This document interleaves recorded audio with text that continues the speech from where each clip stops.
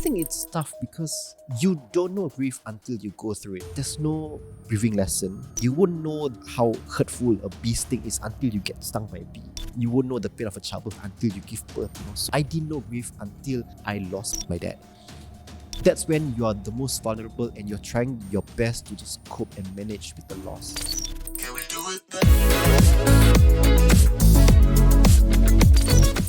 Hi everybody, it's time to enter frame with me Najib Ali. Yalah. With me Najib Ali and Sharon Ismail. And today we want to talk about the thinking artist. The idea of thinking artist. Yes. Kerana budak-budak ni kadang selalu cakap thinking artist tu apa sebenarnya? So I don't know what it means for them. Yeah. But for me, I think it means that, you know, an actor yang ambil peranan tu, it's not just hafal skrip, aku masuk set, my turn, cut, balik terus. I see. But I think there's a lot more. Kenapa dia ambil peranan ni, cerita ni tentang apa, kan? For you, what does that mean? I don't know. I think it's a thinking artist is someone who sees beyond what they are given, you know, and they know why they are there for, why they are given that job, and they see more than just that. And then I think they give their time, and I think they put themselves into that particular job or responsibility that they are given. The concept of meraki. That's right, concept meraki. A little bit of you in the role. In the things that you love, yeah. And also, I think when I see someone who embodied this thing called thinking artist, they are driven by sort of a guiding principle. Dorang ada guiding principle gitu. Sounds very intense. I don't know. Do you have a guiding principle as you? Yes, I do. That's why I'm selective about the roles that I take. Okay, what's your guiding principle in life? Not just work. Yeah. The through line in my life I discover now, looking back, is that it's always in service of something or to something. Yeah. So if I feel that this role is not really saying very much, it's you know, superfluous, or maybe the messaging of the entire production is not aligned with what I believe in. Okay. It's an easy no for me. Yeah.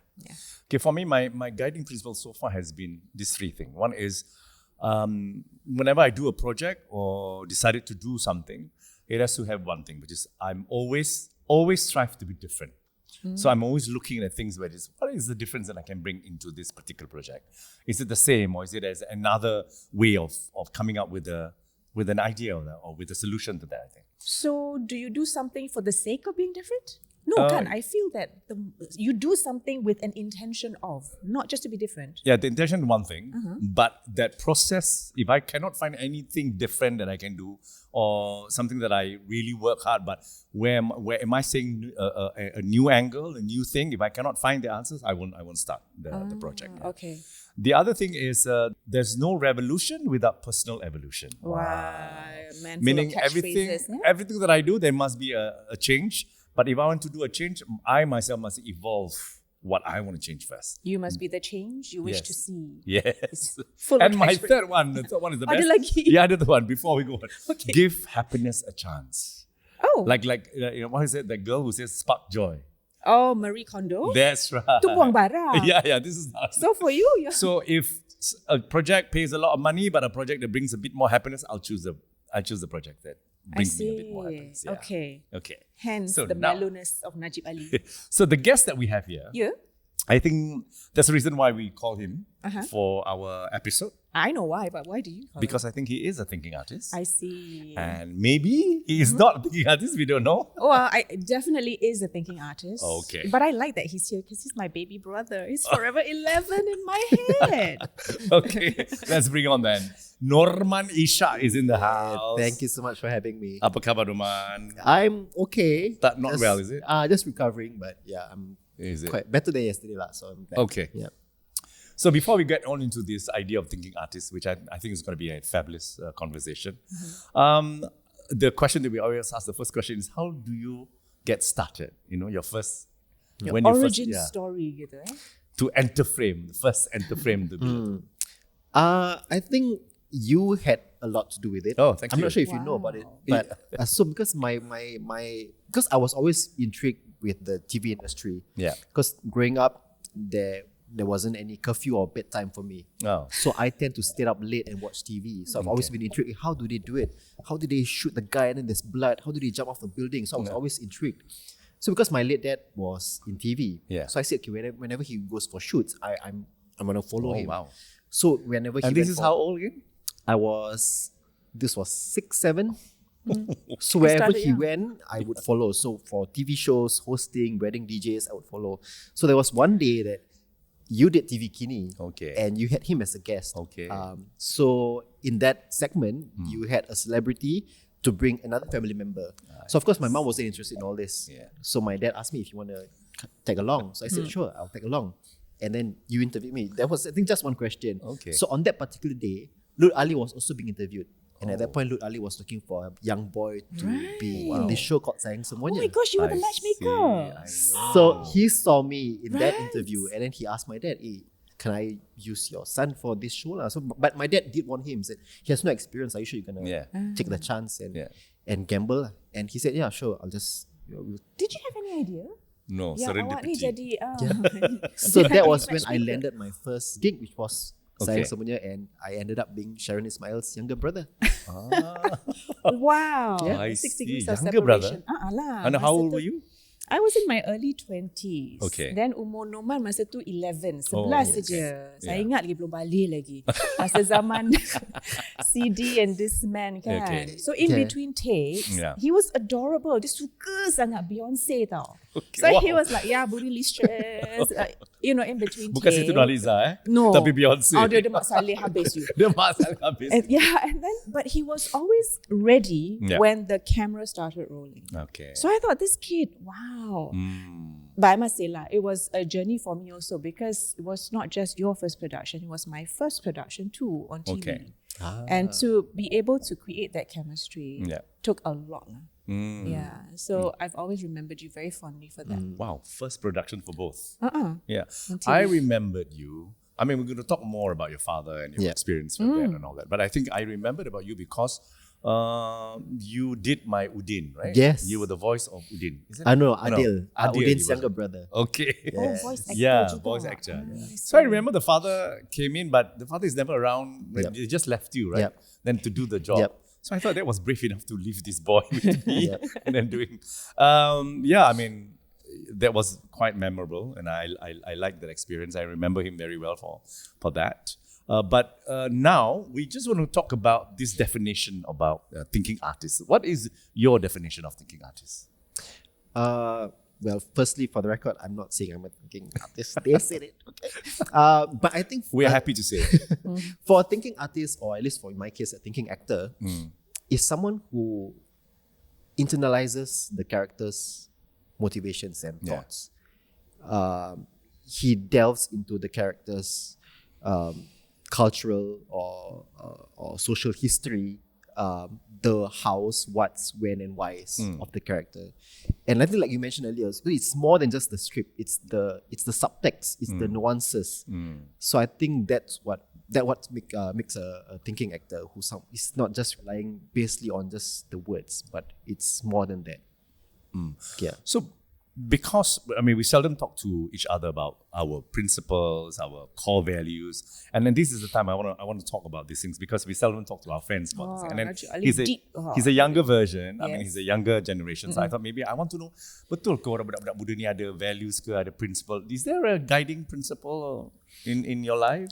I don't think And there's a specific principle, but Yeah. for me, in terms of my career as Yeah. an actor, it's always just trying to top myself or Okay. keep challenging myself Okay.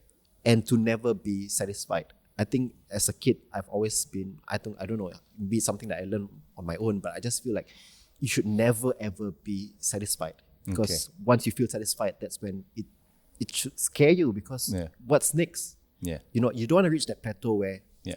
I'm good now. You know, you want to keep pushing yourself, and I think that's maybe my guiding principle. Was that already a principle that you were aware of at 11 when you Yeah. did Sayang Semuanya? I think so because I was very critical of myself when I watched myself on TV. Right. So when I watch myself, and then I'm like, no, like I was thinking differently. How come it translates differently on TV? I So you know, see. I was very critical of myself. So I think that's when I realized, you know, you gotta keep improving and keep doing and keep learning and keep thinking and just keep pushing yourself. And I think we had the privilege of watching you grow up on screen. And you had the privilege of also growing up with someone who guided you, your dad, kan? Arwah your dad, also Arwah Ishak Ahmat, who was also my mentor for Selamat Pagi Singapura. Watching him in action, begitu candi sekali, begitu spontan, and so comfortable to just let people in, was a masterclass in itself. So I cannot imagine what it must have been like for you. Yeah, but strangely, my dad and I, we have never had the conversation of, or how he have never told me, you could have done better, or you for this scene you should have done this. Never. So we've never talked about opposite of Siti Hajar. Yeah, we've never talked about work. When we do speak, it's really nothing got to do with his gigs or my gigs. It's really, we know our lane. Yeah. And I think partly because we were on a different lane. He was more on the hosting, singing and comedy side. I was more on the drama. Yeah. So I think that separation, I think, avoided us about talking about, what you have done better or whatever. Yeah. So, but I think you work very hard. And I'm sure there are tough times for an actor like you who wants perfection all the time in terms of what you are given or the roles that you are given. So do you have a personal mantra or a guiding thought that you tell yourself every time you hit obstacle, a huge challenge? I think for me, sometimes you win, sometimes you learn. For me, sometimes you do win, sometimes you don't, and you just gotta learn from it, and you just gotta bounce back and keep pushing through, and time flies. Yeah. Like, I still cannot believe, I cannot believe I'm here with all these year 3 students, and then you should be them, is it? You have to be I know yourself. that. No, because I tend to be, whenever when I did Sang Semuanya, and because I started when I was very young, whenever I go to set, I'll always be the young ones, the younger ones. Yeah. Now I go to set and people call me abang, and people, and I realize, oh my God, I'm old now. Time flies. Sometimes I feel like I'm still that young. I'm a Peter Pan. I don't want to grow up, So yeah, time flies. So I think you just gotta keep bounce back and just push through. Hello, soon you're going to be Pakcik, Datuk. Yeah. I know. At some point, it will be just easier to call everybody adik instead of wonder, dia abang ke kakak. Just call them adik lah. Everybody adik. One of the things that I wanted to ask you, like when you're in the industry, for how long have you been in the industry? Since 9. 9 years old. So do the math, guys. 9. No. 9. Honestly, I don't know how I'm old now you are right now. You're 11. Yeah. Yeah, 36. So 36 minus 9. Yeah, about 30? Almost. Almost. 20 odd years. So you've seen the seniors performing with you, acting with you. Yes. What is the lesson that you take away from each of your acquaintance or relationship with them? Or when you do, when you actually act in front of them, opposite them?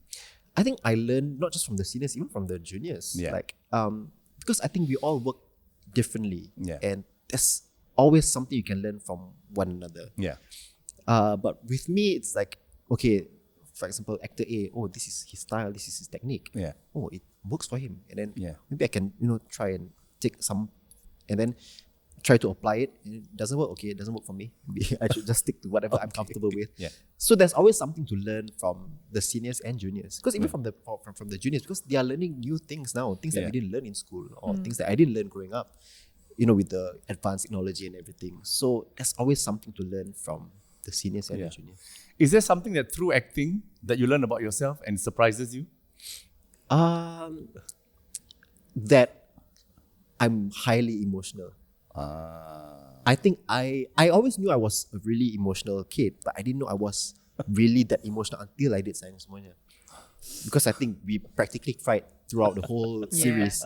Yeah. So I realized, I can tap into that emotional side of me, quite, I wouldn't say easily, but I think I just realized, I'm really that emotional and I'm really highly sensitive. So I think, which is why I think, personally for me, Norman Ishak as a person, if those who know Norman Ishak, they know that I'm quite reserved, I'm quite quiet. Okay. I'm always guarded. Acting is the only way that I know that I can just let it all out. Yeah. I can express it.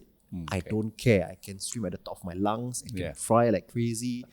I don't care. So I think that's why I love acting so much, because it's an outlet for me. Just be free and let go, because I pent up so much emotions in real life. So the only outlet I have, it's really through acting. Why? Why do you pent up so much in your life? Got no friends, is it?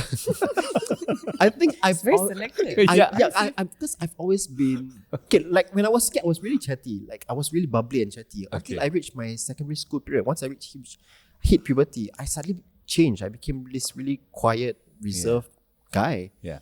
And I don't know why. And it's so hard for me to express myself or let my opinions, be known to others. Okay. So that's why I feel like acting was the right job and the right thing for me to do, because I get to I need to let go. I need to, let go of all these pent up emotions.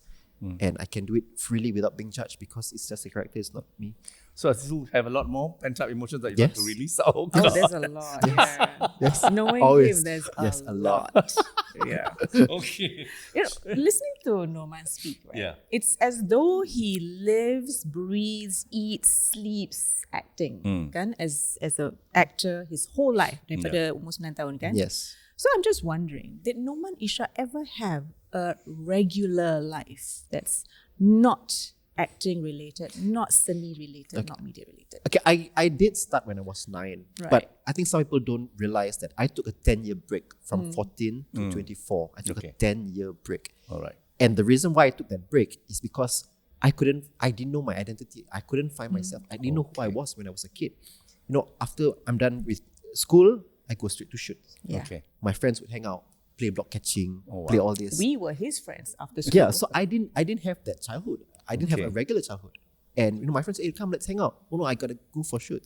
So I realized, who am I? Like, I want to be a normal kid. Yeah. So which is why when I was 14 years old, I was being interviewed from Rita Hara interviewed me, and I said I wanna stop for a while. Yeah. Because I was transitioning to secondary school. So I said, I'm going to stop and just focus on my studies.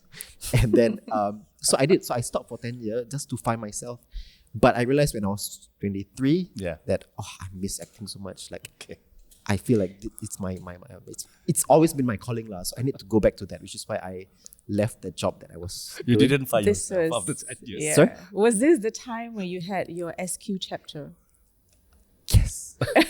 Yeah, so I did fly for a Okay. bit. I flew for a year. I was a cabin crew for a year, and I despised the job. So, and I miss acting so much, which is why I left, and then I came back to the industry.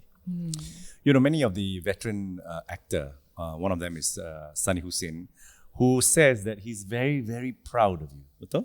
Dia cakap, aku dah tahu najak aku dari pencen, aku dah retire kerana when I see a pelapis like Noman Ishak, I'm reassured that this new generation is gonna Be give okay. something, be okay.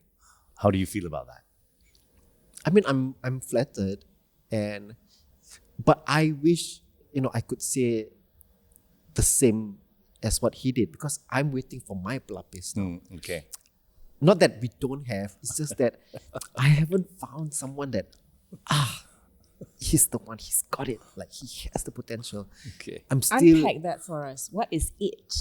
So that yang tengok ni nanti dia tahu lah kriteria macam mana kena tick For Noman Ishak lah. Yalah. Okay. So that they can also build for themselves. It's someone who when that person shows up on set, every line he says, every movement, you just can sense, he's really internalizing the character. Okay. He's not acting. You have to be. Acting, you cannot.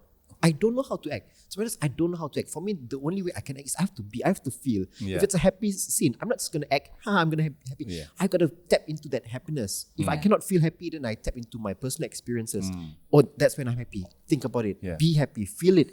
Because once you feel it, it will translate to camera naturally. So you don't have to act. Acting, you really don't have to. You gotta be. You gotta feel it. So I'm waiting for someone to just be and feel it. So because I want to feel it from my co-actors. When I act, I want to feel. I want you to feel what I'm feeling. I want to feel what you're feeling. So it's that. So I'm waiting for someone to just be there. Bro, I'm feeling you, bro. Thank you for being with us thus far. We hope you've enjoyed the sharing from our guests. If you like what you're hearing, do give us a follow on TikTok and Instagram at Enter Frame Podcast. And for now, let's get back to the show. Let's go. Okay, talking about feeling, maybe we could just watch some of some dramas that you acted Yep. and you chose for us to to discuss about it. Okay. And maybe we can now feel for Noman Ishak. We always feel for Let's Ishak. watch. Oi, tengok aku bilang cakap lah kau ni. Apa? Bapak adik.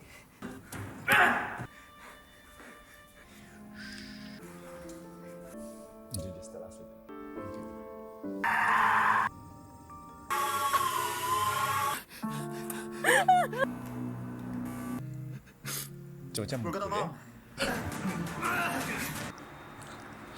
Aku tak dengar suara kau, Firman. That was the 11-year-old Alhamdulillah. still there.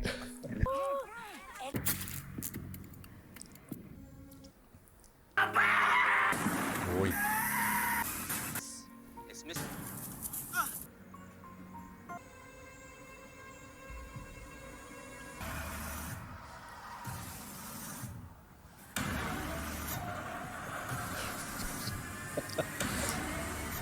Okay, I like that last scene. Itu apa tu? Just ceritakan sedikit. What happens then? Because you were smiling, but your eyes are not smiling. Yeah, so I was hurting someone. Okay. I was hurting someone, and then my parents Yeah. came to see it, but they've never seen that side of me. So I just wanted them to know that, hey, I'm still that boy that you all loved. It's just Okay. that I was a bit angry. Okay. Yeah, so he was a psycho lah. By the Yeah, way, he was whoever a did the montage, psychopath, well so- done. It was brilliantly done. that montage. I was surprised. I Siapa didn't buat ni? expect. Siapa? Raihan Khalil. Is it? Alright, Papa Han Films. So why do you choose Firasat and Identity for us? Okay, for Firasat, I had to choose Firasat because it was a breakthrough role for me. Because, like I said, I took a 10-year break, right? So when I came back to the industry at 24, my first gig was class detention. I was 24-year-old playing a 16-year-old. So after that, I got more roles of being a poly student, tertiary students, and then I was 24. Yeah, so but I you had think a baby face the like that. industry still saw me as this young Noman Ishak. They didn't know that it's been a long time. I'm grown up now, and I'm an adult, and I really wanted to play an adult role. So, which is why when I met Raihan and I met the Papahan team, initially I wasn't supposed to even to play the lead role of Firasat. I was supposed to play a guest episodic role, a nurse. But after speaking to them, this is what they said. After speaking to them, they found that I was very dark.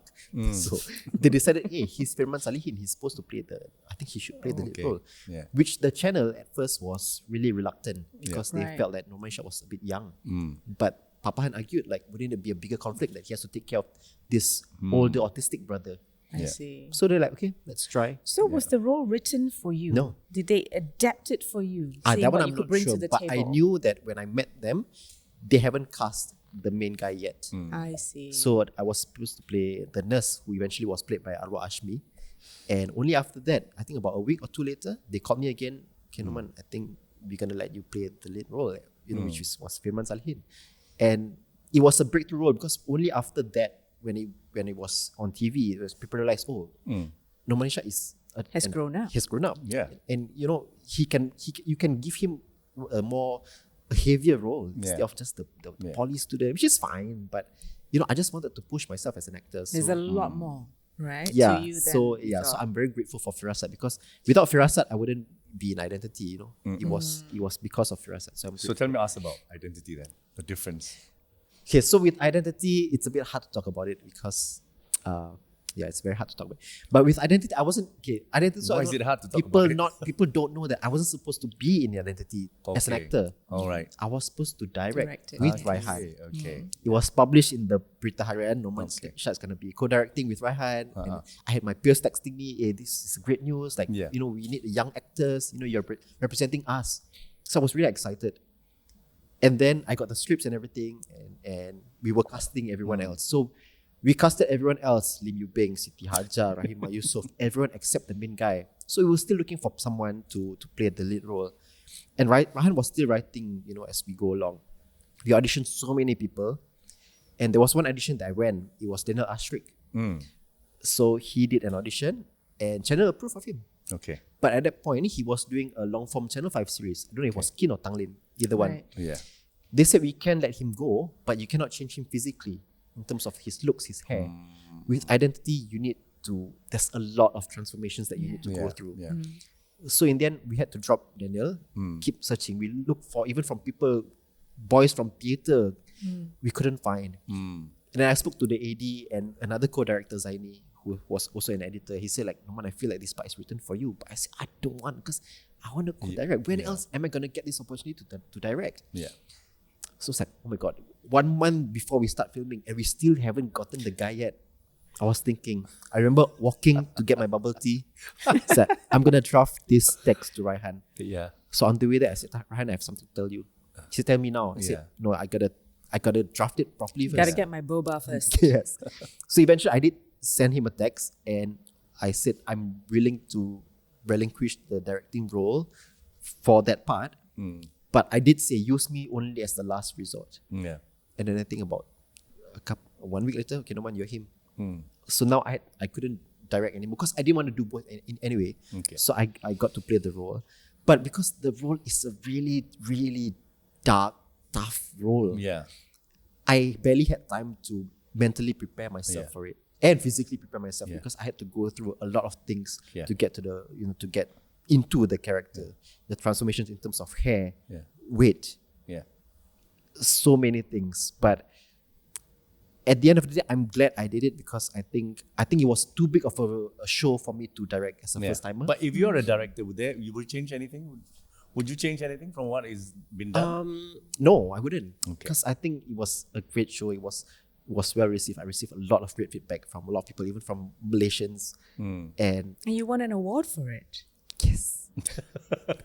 I did.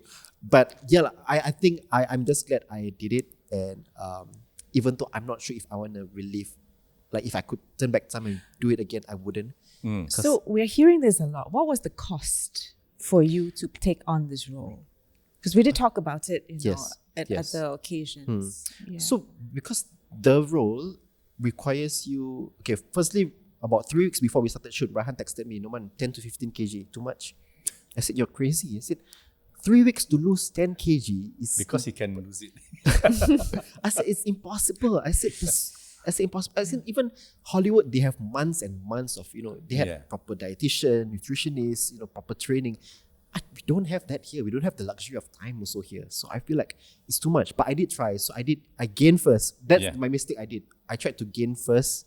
And as soon as we started shoot, start losing. Because we really shot it like from the heaviest to lightest, longest hair to shortest hair. So I gained about 6 kg or 7 kg first. No, I gained about 4 kg first. And then I lost 7. But it took a toll on me mentally because your body is not used to it. Suddenly you're gaining and then suddenly you're trying to lose as much as possible. And so I think it took a toll on me mentally, physically, emotionally. I was a wreck. I was a wreck. No man, looking at you doing it, aku dah wreck dah. Tak payah nak buat lagi. I can imagine. But how do you get into this heavy emotional character? How do you psych yourself to play it? Because you're going to do it again and again and again. They don't know that sometimes one scene is being played. I mean, I don't know, maybe they know, maybe they don't know, but 5 times, 10 times. Right? How do you prepare mentally? I think it varies with the different scenes because you can never really plan because on that day itself, you don't know how emotionally where you're at. There's so many other factors that could distract you or affect you on that day. But for me, typically, like, okay, I know, Thursday is going to be this big scene. Okay, then I'm going to prepare myself. Okay, Monday, okay, it's coming, a couple more days. Tuesday, okay, it's coming. So you just prepare yourself, like, it's going to happen and you just got to let go. I think, which is why I think partly it works for me that I'm always venting out emotions. So I can really keep it until I know, okay, this is the time to let go. Okay. Is this what you meant by method acting? I mean, you've been talking about dengan Sunny, he's a method actor. And you always like dissing people who are method actor. Dissing people. I'm just saying. So do you consider yourself a method actor? I don't really. I don't. Like, don't lah. I just don't consider myself as a method actor. I mean, I think there might be roles where I could get, I'd be method a bit, but for me, it's just being honest and as sincere as I can. Like whatever it takes to help me with that scene, with that role, with that character, I'm just gonna do it. It varies with different roles that you get lah, I think. Yeah, I think the more intense the role is, like for example, the role in Identity, then when the methodness is seen, you can understand why, because he needs to go to very, very dark places, and it's very visible, right? With the close-ups, there is no way you can fake it. Kan? But with the lighter roles, do you have to go that far? No, usually. I think there are. This is what I mean. It's not. Yeah, I feel like yeah. I'm gonna get backlash for this, but some roles, sometimes some roles you just go on set like, it's for the money. Like what role? Give me an example. Roles where it's In like, one of your drama? yeah, I've done a couple of roles where I feel like I'm not really going to work. I mean, Yeah. I still treat it as work. I mean, of course, it's a serious thing.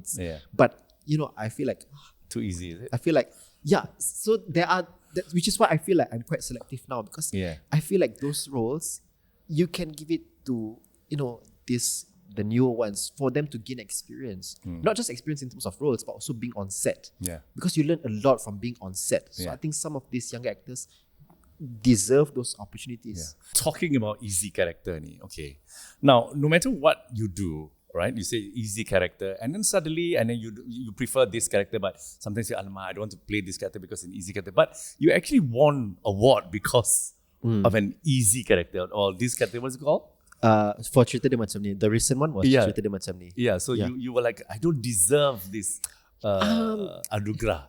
Okay, did you feel that way, or did you feel that way? I mean, I wouldn't say don't deserve. I mean, I'm not undermining the character at all, because it was still a character. There was still progression, because it was a sequel to a telemovie. So there was an arc.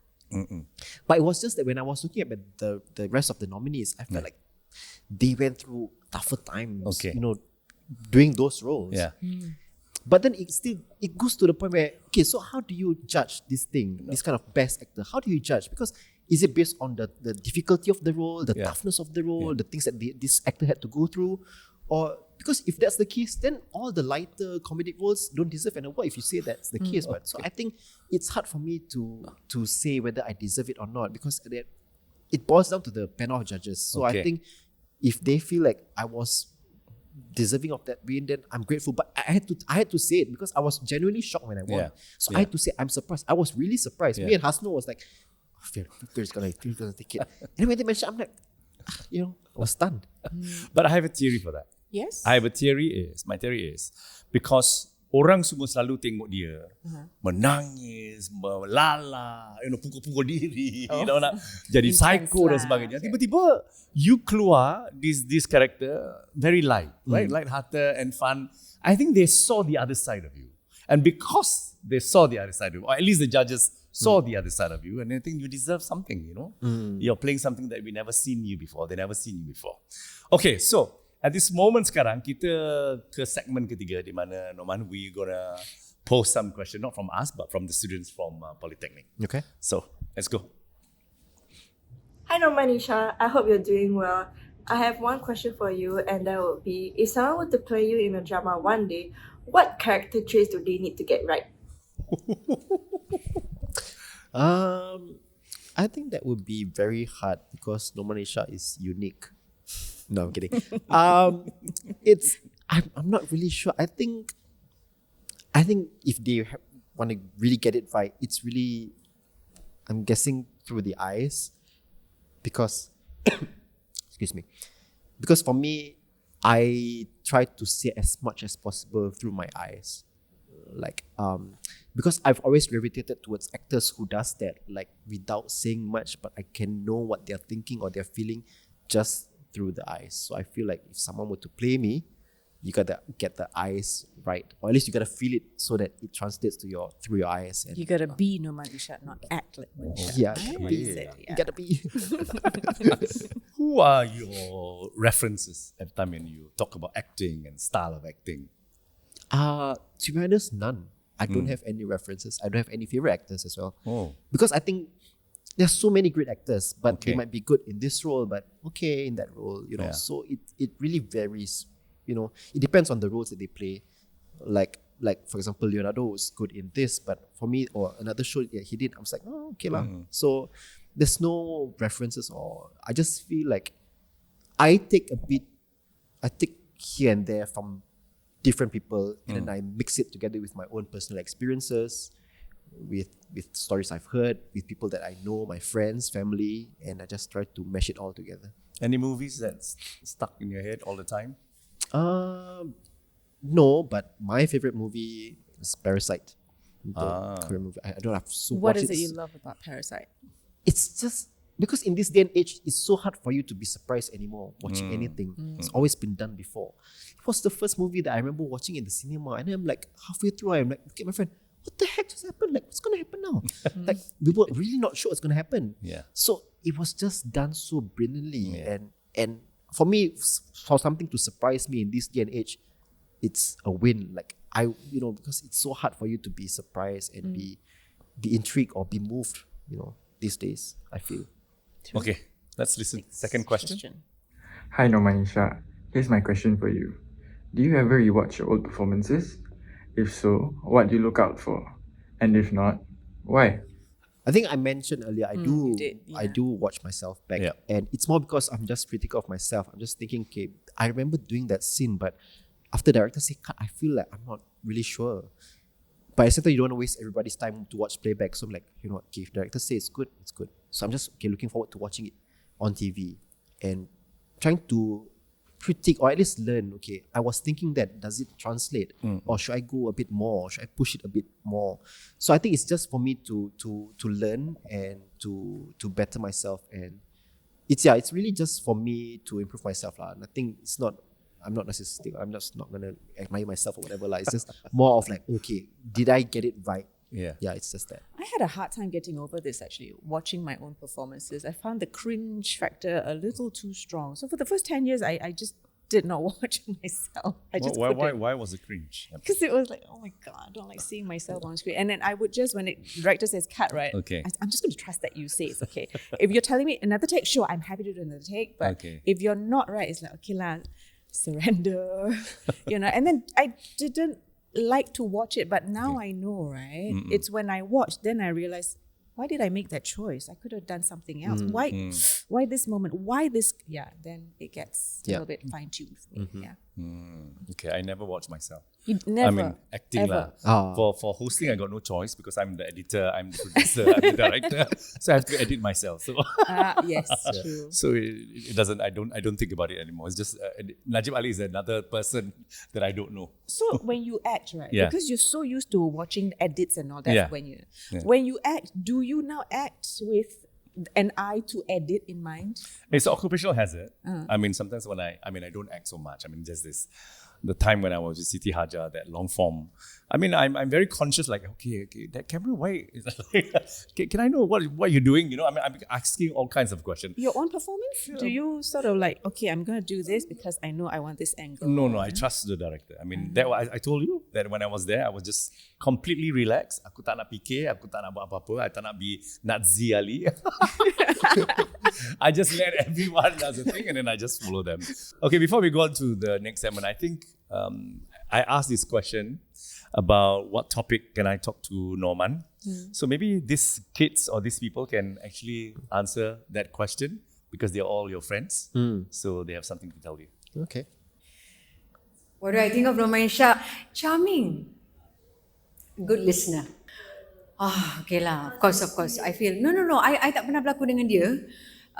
Tak ada scene yang dengan dia pun. Tapi I would love to act with him. Yeah, I would love to act with him. He didn't leave quite an impression on me lah, actually. No, Manisha. That's not. That's not. Okay lah. I heard he hates humans, but he doesn't know that this human also hate him. Yeah. And then for acting wise, okay lah, I gotta give it to him because I'm a nice person, right? So I will say that he's a very good actor. Yeah. Discipline wise can be better. He's always late on set. Yeah. That's all lah. Norman Ishak is somebody who has a facade. Okay? Wow. Yes. Okay. Dia daripada luar nampak macam Mr. Cool guy, tapi sebenarnya no guys. No. Okay, dia adalah seorang yang sangat, I don't want to say it, tapi dia seorang yang sangat funny, dia kelakar dan dia seorang teman yang will be there for you at any time. Tapi dia juga seorang yang sangat-sangat annoying Dia macam Mr. Cool Guy tapi dia tak. Okay, dia selenge bacin dan dia sebenarnya seorang yang pretend to be cool tapi dia tak cool langsung. Like, macam banyak kali on set kalau saya kacau dia sebab rambut dia terbelah tengah ke apa, dia akan macam gitu, dia tak cool. Pecah lubang. Norman Ishak seorang pelakon yang hebat, tak boleh nafikan. Memang saya suka sangat lagi-lagi dalam drama dia yang Macam apa tu yang dia jadi gila-gila. Mak tu cerita apa Identiti. So kalau boleh memang nak disatukan dalam satu projek yang sama. One of my bucket list juga actually. Norman Ishak, tak boleh nafikan. You are very good. Yes. Itu aja. You're very good. Very good. But actually, you're very good. You're a facade. You're a snob. You're a good actor. So many. How do you feel after listening to all that? I mean, Lydia's not wrong. I hate human beings. But, she did. I did work with Lydia recently, and I remember she told me like, "Norman, you're not a warm person." Yeah. And that still struck me until today because, and I know she was just. I know there was truth to it lah. Yeah. lah. So I'm trying to learn to be better, or at least be more approachable and not, standoffish. But yeah, I'm grateful. Even for Identiti, I would love to have to work with her more because we did recently work together in the same show, but we barely had any scenes together. So yeah, I'm just grateful for all the comments. Nurul tak payah cakap Nurul. So don't be standoffish because we know your father. And your father is such a big man, right? Yeah. And he's fun to be with. And I don't work with him a lot, but you do, right? I watch him a lot on set. During segment yang dalam studio, First Nak Pergi Singapura. Yeah. So Arwah was always on set and you see him being his normal self kan. Lepas tu when the camera is on, it's like he immediately knows what to say tau.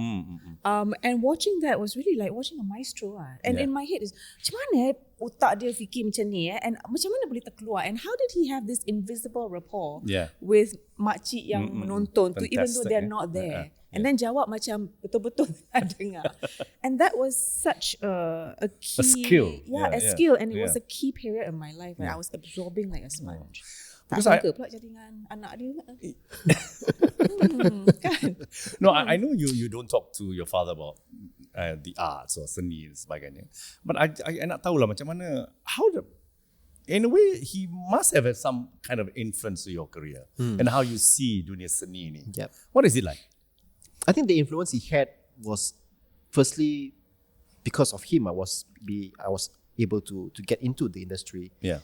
But I think for me, it's really because, like I said, I followed him wherever he went for shoots. So for me, I learned through actions and not words. So the way he was on set, the way he was entertaining the crowd, be it live audience or through the lens of a camera. So these are the things I picked up from him.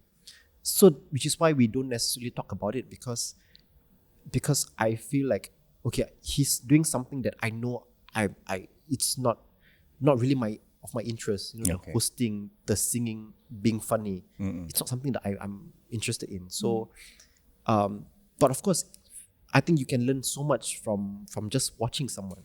Okay. Yeah. And like you said, the way he was on set. So I think that's what I picked from him, and that's where I take it from him and I just put it in me, and then so the commitment, not the funniness of your father. Yeah, I think it's more of the commitment and he was a really nice person. Like more than just a talent, he was a genuinely nice person. Like he's nice to everyone. Yeah. And it's something that I hope I can. If I can be half the man he was, like I would love to be that. Yeah. Because he was effortlessly. He was not like I gotta be this positive person. I'm just gonna, or it's just for the sake of buttering up to people. It's more like, oh hi, nice to meet you, this kind of thing. Like hi, it was really genuinely nice. It's something that I'm still trying to learn. It's not that I'm saying I'm not nice. It's just that I'm just Just very, not I'm warm, just snobbish. Yeah, I'm just maybe not the warmest person. Like, but if you do speak to me, I'm really open to talking. Yeah, So, he's fine. He's absolutely fine. But you're also very open about your grief about your father when you lost your father. But so as a creative person, seorang namanya Noman, you play a lot of characters, you meet a lot of people, then you do a lot of work and you always engage in something. How do you process the grief? I think it's tough because you don't know grief until you go through it. You just don't, because there's no grieving lesson. It's almost like a pain. Like you won't know the way how hurtful a bee sting is until you get stung by a bee. You won't know the pain of a childbirth until you give birth. So I didn't know grief until I lost my dad. And for me, that's when you are the most vulnerable and you're trying your best to just cope and manage with the loss. And you just have to navigate through it, which was tough for me, especially because my late dad was in the public eye. Yeah.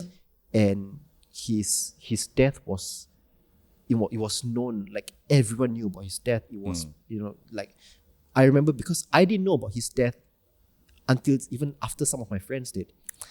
So he passed away when I was 18. I was in class. I was taking my diploma in mass comm, and I was in my 4th day of class, and I got a lot of these missed calls. And back then it was still not the smartphone lah. So I got this missed call, and if you know me, I don't pick up calls. So I don't pick up calls. So I just, who's this? So I kept getting missed calls, and then I called back, and then my mom was like, "Come back home now." Yeah. So I'm like, "What's wrong?" And then she said, "No, just come back home now." And after that, I got few texts from my friends saying, "I heard the news. Is it true?" So at that point, I'm still clueless because so they heard the news from the radio.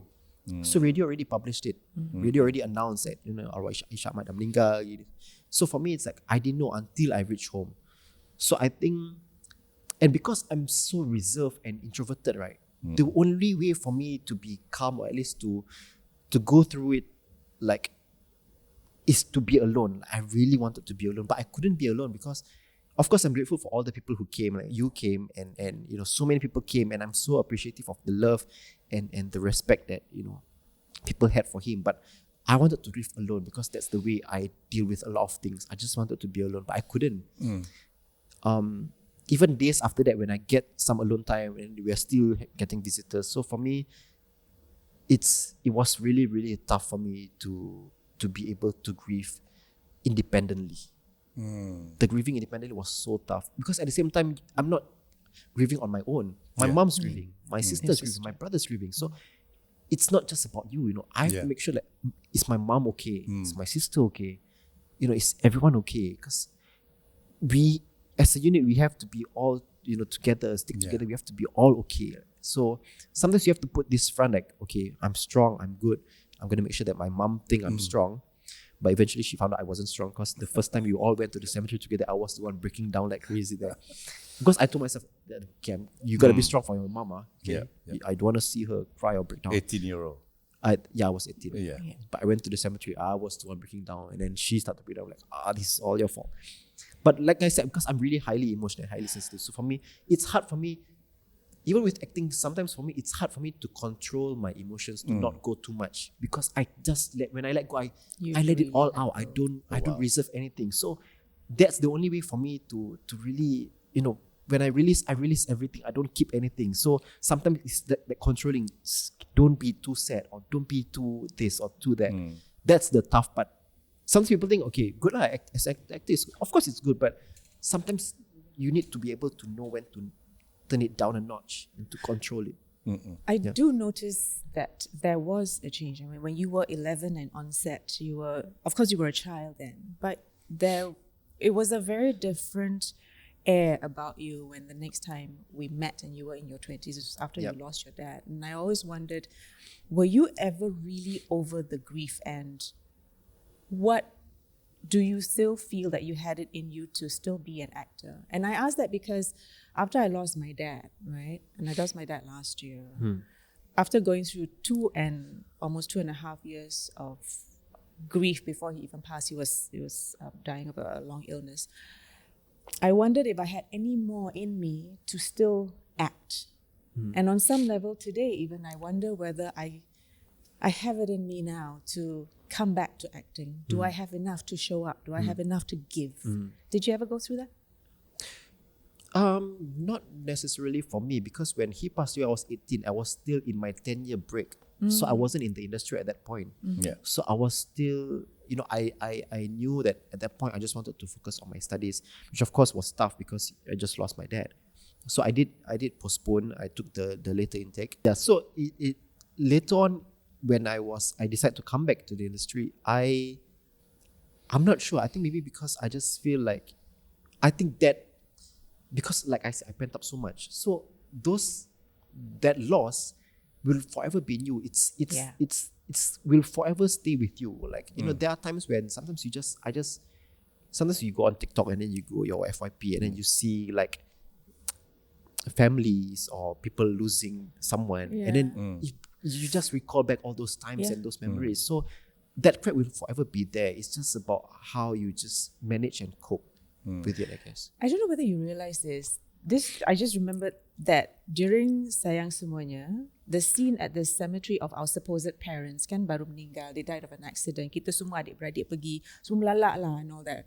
I don't know whether you realize that I was really having a hard time because yang kubur yang kita kita tumpang untuk filming tu was just in front of my arwah nenek who had just passed behind. Oh, I didn't know that. Yeah, so I was having a real hard time with that. Oh, I didn't know that. Yeah, so that time I knew, okay, at some point as an actor, I've got to make this work. Don't waste the emotions. And that's one thing. But now at this stage of my life, after going through another grief, another loss, I don't know whether I can go there anymore, Yeah, I think he would. He likes to. He likes to. He will use it as an actor. We will use it. Yeah, actors don't waste emotions. That's the power of it as well, right? Having all these pockets of emotion and using it when you want it. We always talk about. Can I just talk about your mom a bit, because we never talk about her. Kau dah terima berbagai accolades dan anugerah, perjalanan kau dah jauh. Apa perasaan ibu tentang segala yang telah anda lalui ini? I think she's probably the proudest person of my achievements, because with sometimes when I do get nominated for anything, I don't tell her. And sometimes because she has colleagues or sisters who sometimes let her know, hey, Mama was on TV, and then she like, kenapa tak cakap? Why didn't you tell me you was on TV yesterday or whatever? So because the thing is, for me, I do my work, and then sometimes I don't even know when it's on air or whatever. So she's super proud of me, and she's probably my biggest supporter. Like, nice. And I remember when I won some of the awards, like me being me, I wanted to keep the award in my room, not on display. I just don't feel comfortable. But she's like, what, you got tahun ni hari raya nak datang. Kuih raya kat sini, trophy kat sini. Like, we're gonna display the awards. I said, Ma, I said no, it's mine. Like, simpan kat bilik je. So the one that I won was last year. I think when I won the Asian Television Award, she was so excited for that. I said, Numan, tahun ni je. Tahun ni hari raya. Tahun ni setengah tahun je kita letak kat luar. So she displayed all my awards in the living room. And I said, okay, this year only, this year raya only. So she displayed proudly, and then now it's gonna go back to my room. Where do you put your awards? Bilik tidur. Saya malu nak tunjuk. Along with my husband's golf trophies in the middle lah somewhere lah. So, in this journey, you've done a lot and you've seen a lot in the industry. What have you learned so far? What have you learned for sure about the industry, this small industry of ours? I've learned that winning awards doesn't guarantee you jobs. Yes. Doesn't guarantee you more jobs. And I think I've learned that it's a ever-changing industry. It's always there's so many things that sometimes it's so hard for you to keep up with all the new trends and the new the new technology, because it's going at it's really fast paced. Sometimes it scares you a bit. Like now, sometimes on my social media, I see all these AI videos nowadays, and it looks real. Scarily real. Scarily real. So you don't even know what's real and what's not now. So I think for me, I've learned that you just gotta keep up with the trends, whether you like it or not, because eventually it's gonna come to you anyway. So you just need to know when to pivot and navigate through it. Because of course sometimes I do miss the classic traditional way, and I think which is fine. You can always do that, but like because it's moving such at a fast paced rate. Ridiculous. I think so you just gotta keep up lah. So Do you see that given all of this, right? Part of keeping up with it is you venturing into the other expertise, pengarah, menulis, penerbit podcast pun dah. Yes. Definitely, because when I come on set, I want to know this new lighting, because now they are controlling it through tablets now, with this is new camera, or what kind of thing it is, or editing, you're gonna save time because now we have this new thing where you're just gonna need a green screen, so you need to know about all this because it affects everyone on set. Because like you come on set as an actor, but things change around you, so you need to be able to know what has changed, what are we gonna do differently now. So other than the technology that we're talking about this, what then excites you about the industry now? Or nothing, is it?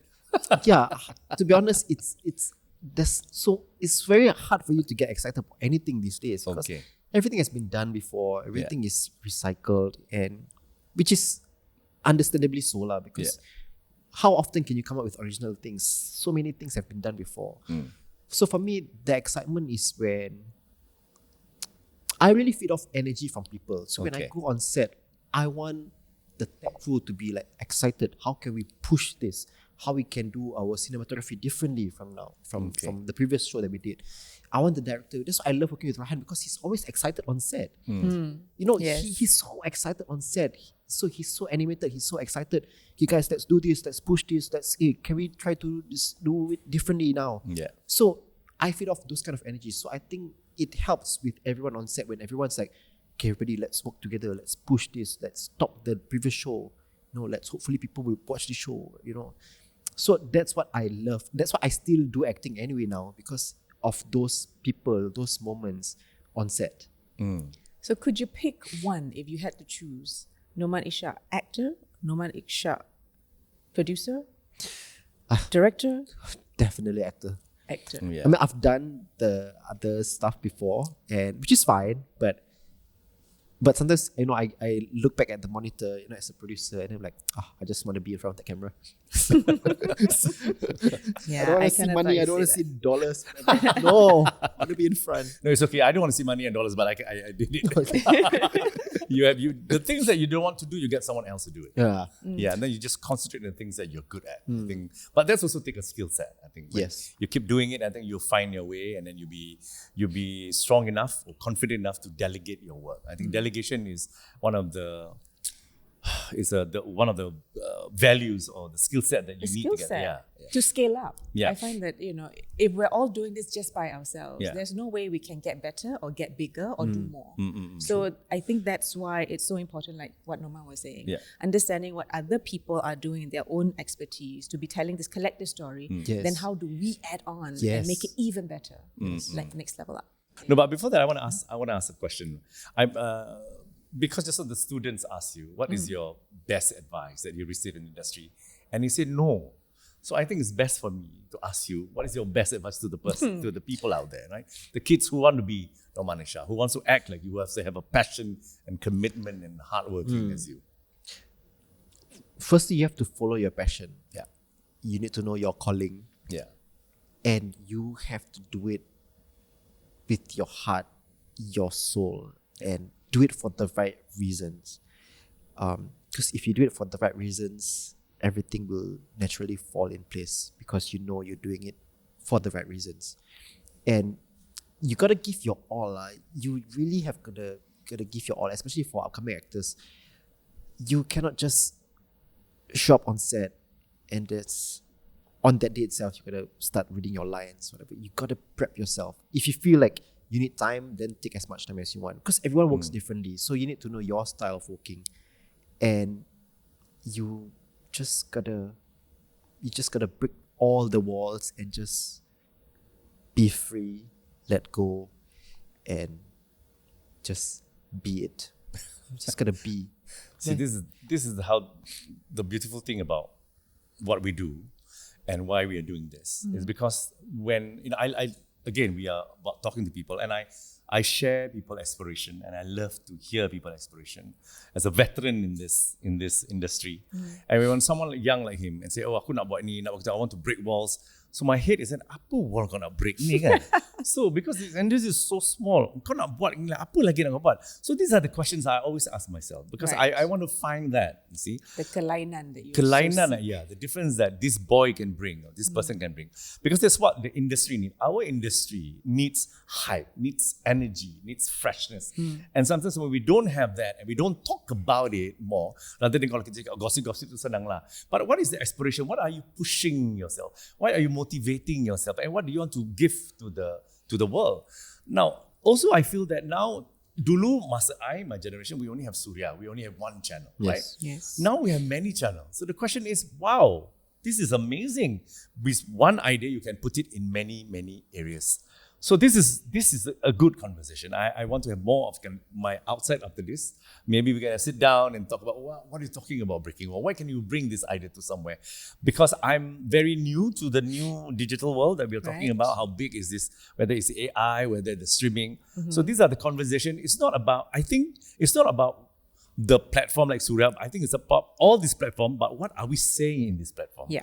I think what is our voice? Why are we doing this? I mean, these are very important questions. Rather than many platforms sekarang kena buat. Yes, there are many platforms, but more so, what are you putting up there? Yes. And then with someone like you, if you have an idea, a very good, meaningful, profound idea that you never see before difference, I think it's good to put out there. Yeah. I think there's an area that we still haven't fully explored, which is the idea of Singapore stories. Okay. You know what I mean? It's not just about, yes, kita actor, kita show up on set and it's AI, it's different platforms. Tu memang yes. And we will never outrun technology. We will never outrun AI, kan?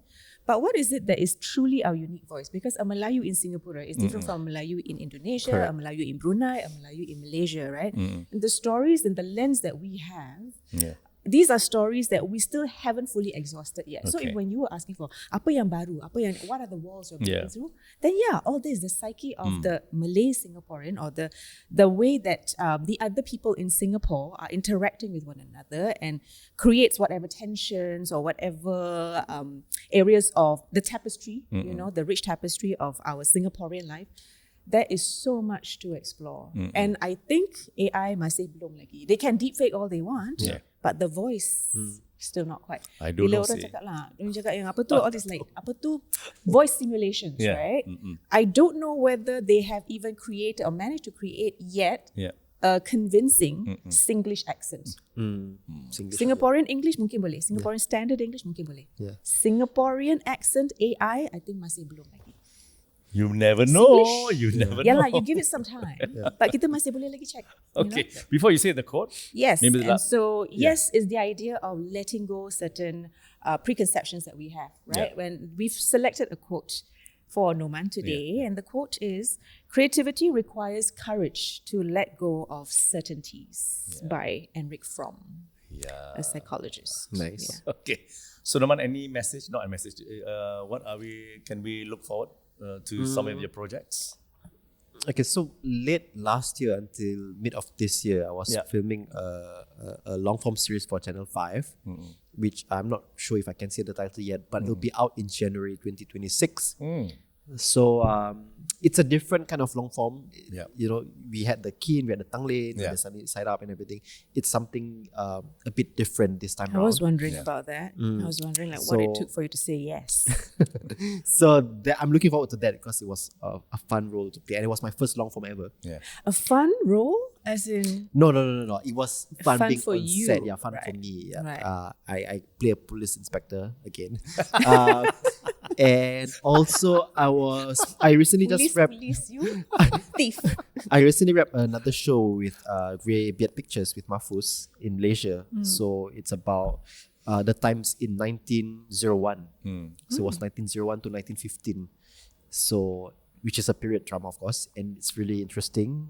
It looks great so far, and I hope everyone would tune in to both of these shows. We have the English and the Malay. Yes, Exciting Okay, 2026. saya nak menzahirkan kesyukuran dan terima kasih saya kepada anda. Suddenly terus. Hari Raya, Minta maaf. Because really, it's grateful to have someone like you around, and I'm looking forward to more things from you. Thank you. Anything else? Last message? No, it's just, I love you, baby brother. So everybody, I hope you enjoyed that conversation like we have and we had. And hopefully you will see more of Nomanisha. And is there any way, because you're not good, you're not with social media. He you don't- is. I He's back am on now. us. I He is. took a 2-year break, and then I'm back now. And also partly I'm back because I had to thank sponsors lah. But The reluctant thinking but, artist. but yeah lah, you never know if you're watching this. If you can look me up if it's still there, and then it means I'm still there. If not, I don't know. Okay. All right, everybody. Thank you so much. I'm Najib Ali. I'm Sharon Ismail. This is Enter Frame. Bye. A huge thank you for listening. I believe collaboration is the start of many great things. We hope to build this community together. So do catch us on YouTube, Spotify, Apple Podcasts, and Me Listen. If you like all the stories that you've been hearing so far, do give us a follow on our socials on Instagram and TikTok at Enter Frame Podcast for more behind the scenes clips and up-to-date stories. Do keep a lookout for Berani Lakon and Unik Production for Surya. And you can catch this program on MediaCorp Entertainment on YouTube and Me Watch. A special shout out to our partners, the School of Film and Media Studies, Ngee Polytechnic. Until then, this is Enter Frame.